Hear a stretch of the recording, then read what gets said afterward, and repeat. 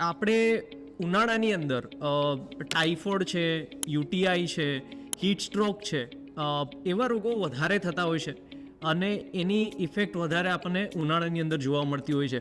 તો એના કારણ શું હોઈ શકે? યા ઇટ ઇઝ ટ્રુ, એવરી સિઝનના પોતાના રોગ હોય છે અને એવી રીતે સમરમાં અમુક બીમારી વધારે થાય છે. એવું નથી કે આ રોગો બીજા સિઝનમાં નથી થતા, બટ એના જે કોઝ છે એ તમને સમરમાં વધારે જોવા મળશે. યુટીઆઈનો વસ્તુ લઈએ તો UTI is basically urine infection, અને જો સમરમાં પાણી ઓછું થઈ ગયું તો ગરમીના કારણે શરીરમાં એમ પણ પાણી ઓછું થવાનું છે. That is one of the reason કે સમરમાં યુટીઆઈ થઈ શકે. સેકન્ડ પાર્ટ, ટાઇફોઇડની વાત કરીએ. ટાઇફોઇડનું મેઇન કારણ જ પાણી છે. તો સમરમાં તરસ લાગી, આપણે કશેથી પણ પાણી પી લીધું ને if that water is contaminated water, તો પછી તમને ટાઇફોઇડ થઈ શકે.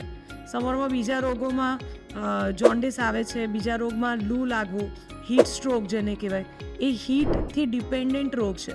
શરીરની પોતાનું તાપમાન કંટ્રોલ કરવાનો જે રેગ્યુલેશન છે એ તૂટી જાય અને ગરમી એટલી બધી વધી જાય શરીરમાં કે એના અલગ અલગ એના જે સિમ્ટમ્સ છે એ બધા અલગ અલગ થાય અને એને લૂ લાગવું કહેવાય, એને હીટ સ્ટ્રોક કહેવાય. પાણીથી, ખોરાકથી, જે આપણે લોકો સ્પેશિયલી સમરમાં લેતા હોય એનાથી બીજા રોગો થઈ શકે.